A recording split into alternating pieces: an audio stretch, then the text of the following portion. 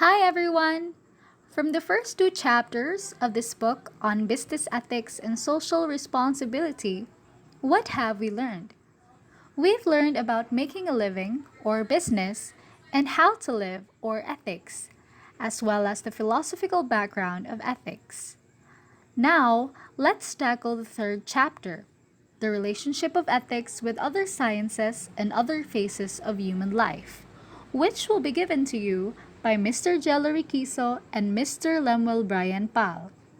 Then the next part of this video will be about the fourth chapter, the fundamental principles of ethics, by Miss Kathleen Joy Montilla, Miss Isel Joy Tampos, Miss Zain Tangso, and Miss Anna Kathleen Bosoboso.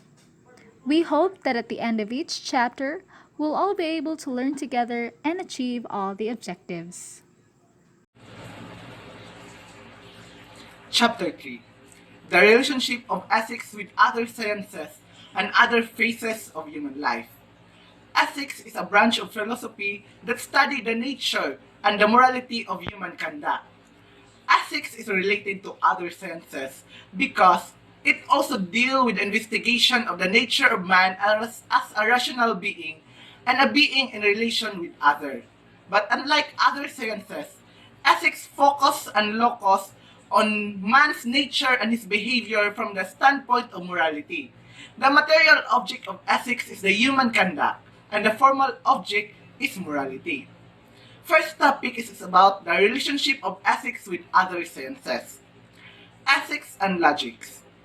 On study, ethics study the correct action or doing, while logic studies the process of correct and organized thinking. Therefore, logic is aimed at the right thinking, while ethics is aimed at the right acting or right doing and behavior. Based on preserving information, ethics focuses first and foremost at the standpoint of the subjective human world or world of people and relationships, while on logic, it focuses on the demands of the material non-human world or world of things in one's environment. And communication, ethics focuses and studies people's feelings and emotional states based on non-verbal information and how things are said, while on logic, it focuses and studies what is done and said or the content of one's speech. On intellectual qualities, ethics is people-oriented while logic it is more on task-oriented.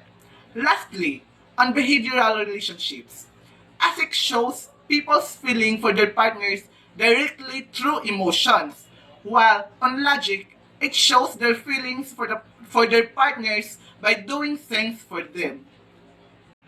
Next is ethics and psychology. Both ethics and psychology deal with the study of man and his behavior. However, psychology studies how man behaves, while ethics studies how man ought to behave.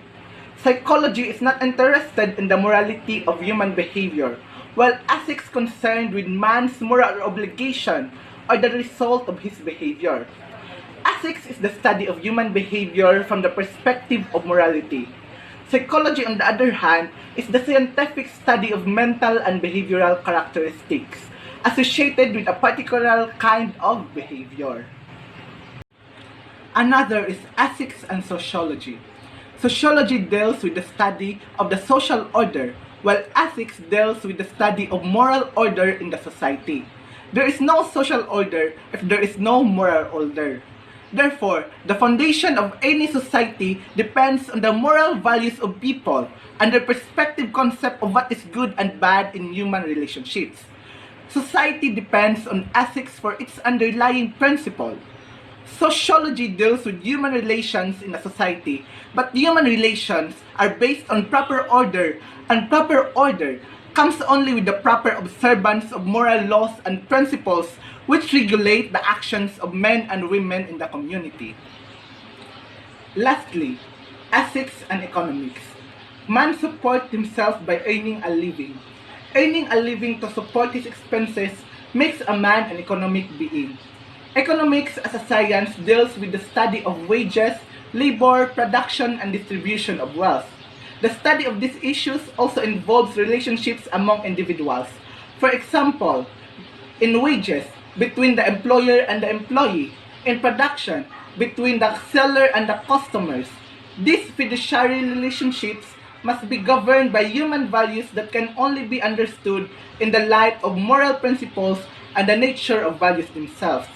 At the heart of these relationships are moral norms and moral rules that should guide people's behavior as they relate with others. Without these moral norms and moral values, harmonious relationships between and among parties cannot exist. According to Charles K. Wilber, there are three ways in which ethics enters economics. First, First, economists have ethical values that help shape the way they do economics.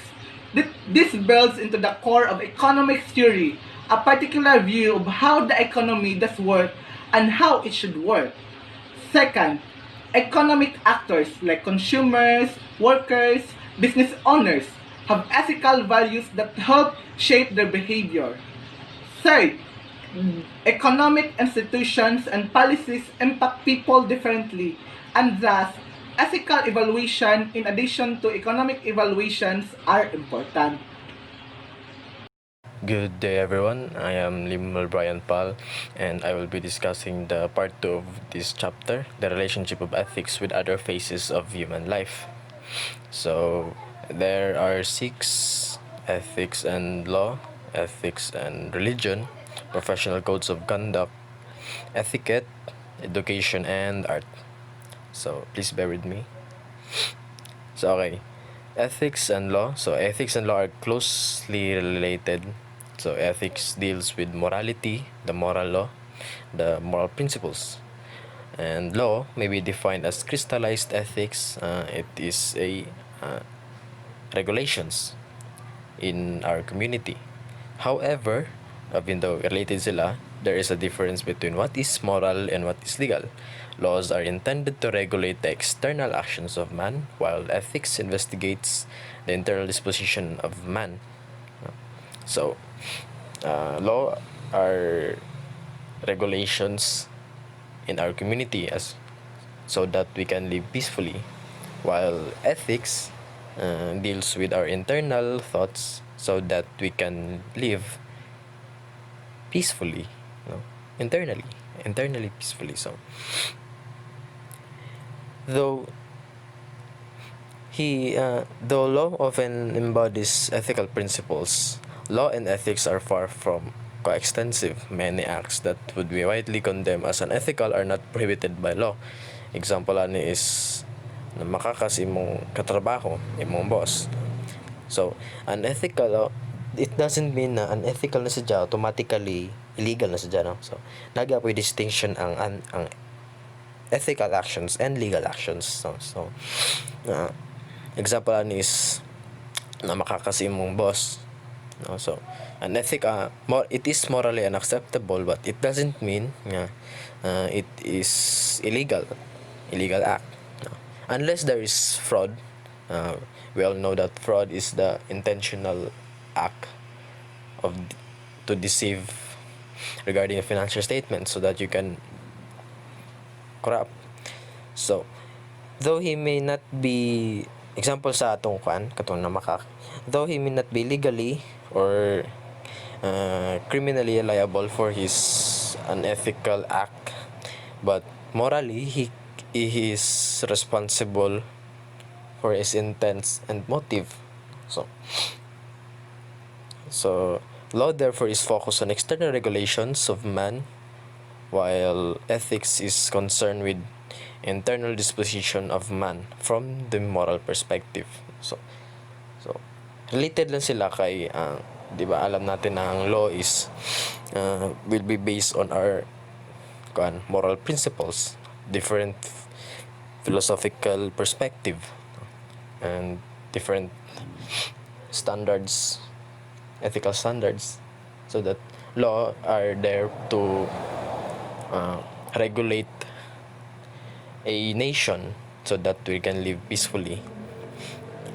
So ethics naman on the other half deals with our internal thoughts, motives, if sakto this is sakto ba ni siya ng action or wrong. if kanang action is maka on good purpose or for bad purpose. So with the help of ethics, no, there is law. Ganyan lang. Yan, that is the relationship between ethics and law. So next is ethics and religion. So related gapon ni sila para sa ethics and law. So ethics is a set of moral principles and values governing an individual, while religion generally refers to the service and worship of God or His supreme deity, and is typically expressed as a personal or institutional set of beliefs, attitudes, and practices. No? So, related sila because religion is based on a ethics. No? Religion sets a ethical behavior.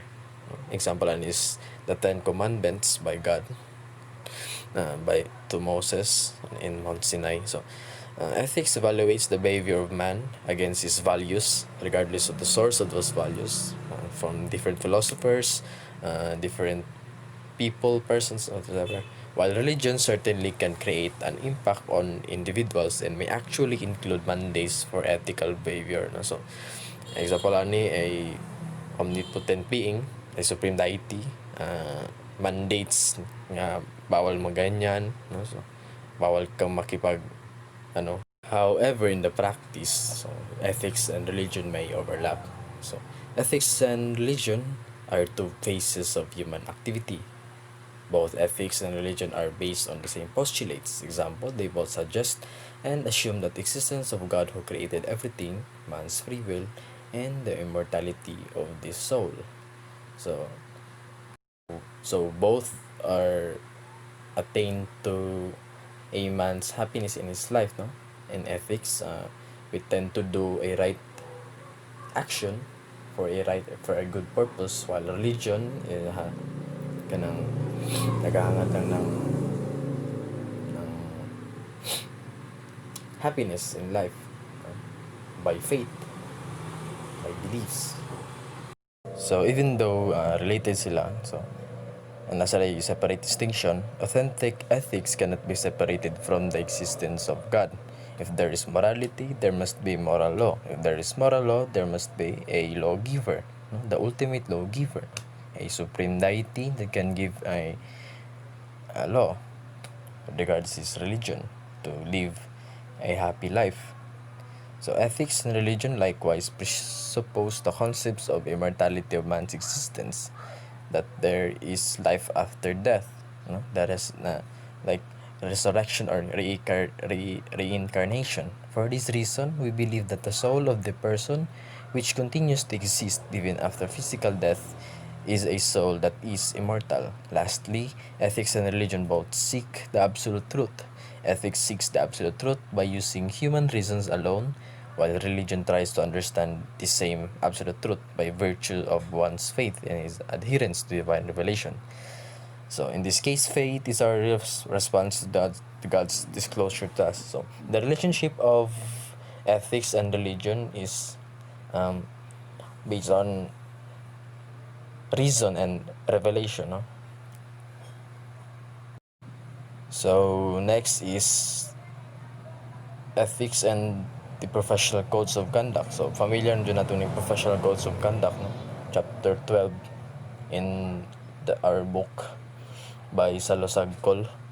So the era of globalization has created a need for especially skills and knowledge, no? As our society continue to grow, to develop, especially in technological advancements. This brought about by paradigm shifts in almost all facets of human activities that have been resulted into a more complex society that we have today. So, with the help of technology, no, mas napadali na yung ating activities in daily life. So, with that help, no, so profession is also continue to grow, no, and by that, the ethics behind that profession is also continue to develop and grow, no? So Due to the advancements and developments, we create a demand for workers with special skills. We create a demand for professional persons with more advanced knowledge with regards to profession. So, professional, based on Webster's dictionary, is relating to or characteristic of a profession. Participating for gain in an activity not engaged in by amateurs. So, example is uh, a businessman. It doesn't mean na you own a small business ay matawag na kang professional. So, other entrepreneurs that have more advanced knowledge and special skills in entrepreneurship, matawag silang professional because they had advanced skill. So professionalism, in the other hand, is the conduct that characterizes a profession or a professional person. So professionalism is a what do you call this? An ethical behavior when you, with regards to the profession, when engaging in a profession, no. So, the words profession and professional imply a public declaration with the force of a promise. So, professions are groups which declare in a public manner that their members will act in a certain way according to their profession, and that the same group in some instances, the society may discipline those who fall to conform to prescribed ways. Example is ang mga doctors, nurses, teachers, accountants, lawyers, and etc. So, other professionals such as carpenters, plumbers, barbers, athletes, and others may be considered professional because they niagi sila education, training, and they have extensive knowledge on what they do. However, what they do can't be classified as a profession because, according to the book, the membership of a profession requires sophisticated skills and extensive training as well as advanced education so that they become competent in their line of work. No? So, medical and legal professions fit the description of the word profession because they cannot be mechanized, and they require good judgment to apply sa kanilang mga trabaho. No, example sa mga doktor, no, surgeon, they need good judgment on a certain surgery. Accountants, auditors may require good judgment whether that assertion is a fraud or error. No, so there is also the trust or secrecy that is shared by the doctor, lawyer with their patients, clients that is not observed with other professionals. So, what makes the job of the medical and legal professions important is that they are expected to serve the good of the public or society. Okay, respected man sila sa kadaghanan sa public. So, they should act professionally with good moral. No? So, they create a set of standards for practice of the profession. No? So, a professional code of conduct is a set of behavioral guidance that members of a profession are required by their association to observe in the course of their professional practice. No? So, it consists of their responsibilities, no, that members must adhere, and questionable situations in which they must not be involved. No? So, depende na sa respective profession. In some cases, their members must be sanctioned for violation of the code. No? So, sa ato, as I recall, 500,000 ang maximum fine. So, example, this is payment of a fine, payment of cost of any investigation, reprimand, suspension, and expulsion. So next is ethics and etiquette. So, brief history. The word etiquette came from a French word which means ticket. No? So, during mid-18th century, 1750s, King Louis XIV ordered Sir Gardiners to put um, the word ticket in his garden. No? So, kay ang mga bisita sa Palace of Versailles ay kanang palarolaro niya kuan ijang garden. So kanang ticket nga word warning, so which means keep off the grass. So wa gyapon ang mga bisita niya na namati. So he declare a law, no, to keep regard to his garden. So today the word etiquette refers to the special code of behavior or courtesy, like saying thank you and you are welcome and congratulations, and it is a set of conventional rules of personal behavior in a polite society.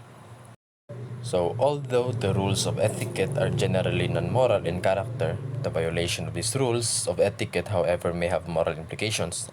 In my own example, when someone greet you, no, good morning, and then what ni mo napansin, no, so that is in on the side of that person that is morally unacceptable, that is unethical, no, wala mo ni pansin, no.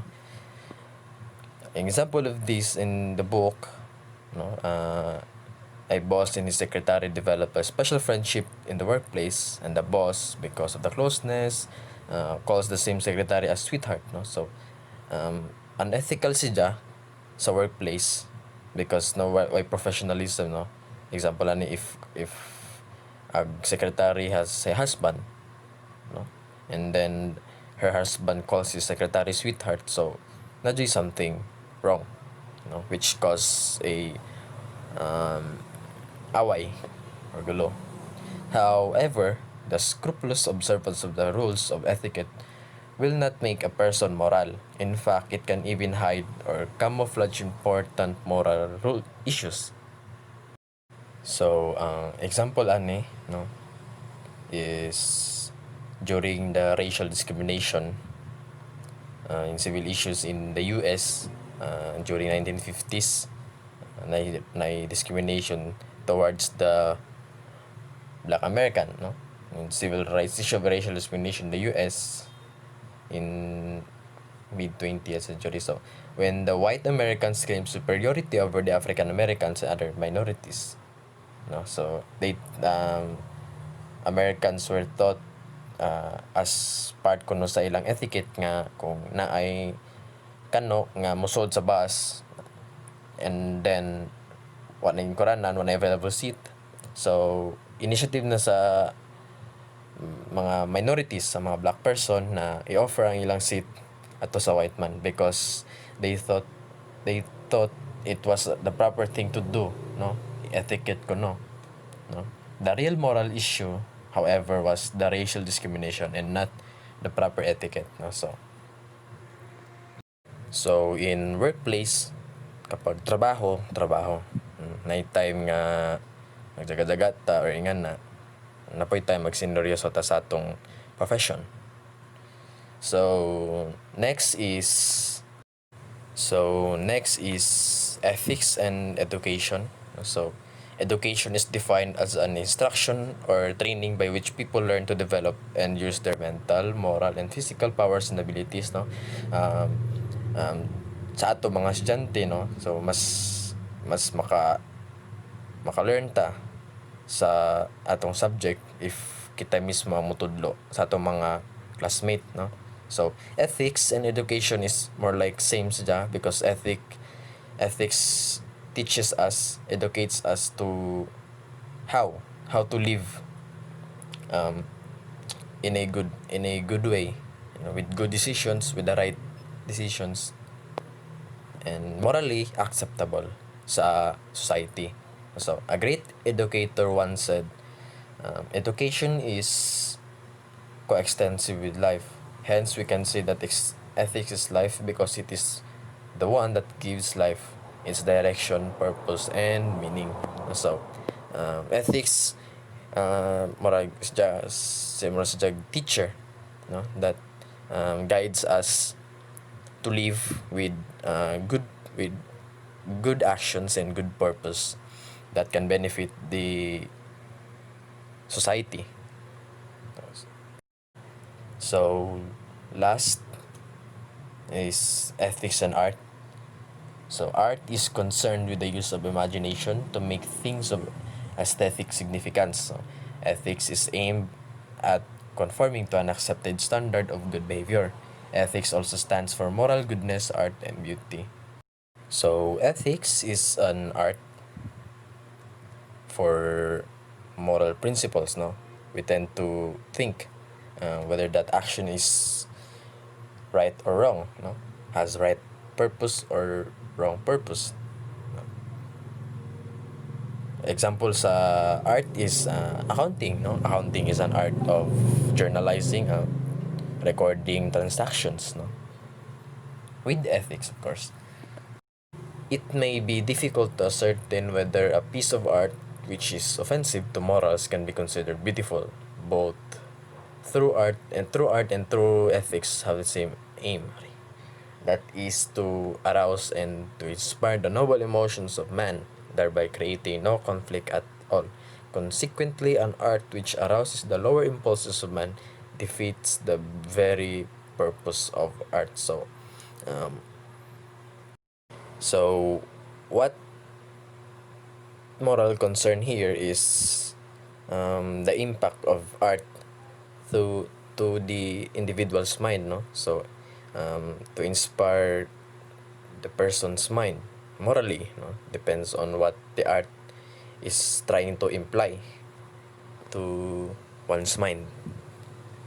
So that's it, the relationship of ethics with other phases of human life. So although our subject is business ethics, so aron gi-explain na sa chapter 3 ang relationship of ethics with other sciences and other phases of human life. So that's it.